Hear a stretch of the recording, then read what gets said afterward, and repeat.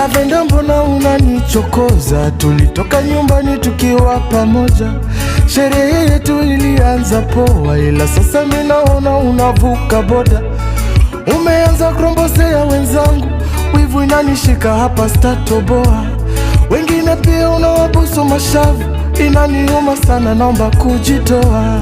Naingia Westin piga shots, ndo nipunguze mawazo. Sitaki tena kujiforce, kama hunipi muda wako. Tupatane patanisho, tutatue shida zetu. Tupeleke kwa redio, hatuwezi peke yetu.